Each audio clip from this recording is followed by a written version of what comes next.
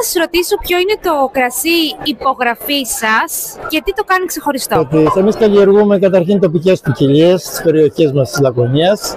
Είναι όλα τα αμπέλια γύρω από το Ινοποιείο και είναι με βιολογική καλλιέργεια, βιολογική μέθοδο. Η πιο χαρακτηριστική από τις ποικιλίες μας είναι η λευκή κιδονίτσα.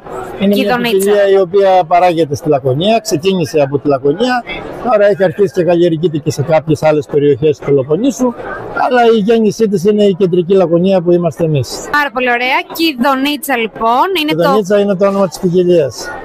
Έχει κάτι ξεχωριστό. Έχει τα αρώματά της, δεν είναι τυχαίο το ότι λέγεται κιδονίτσα. Βγάζει κιδόνι. Στην αρχή, τώρα, ας πούμε, αυτή την εποχή είναι άγκουρο το κιδόνι, που είναι φρέσκο το κρασί. Όσο πιάνει μετά προς το καλοκαίρι, γίνεται πιο ώριμο.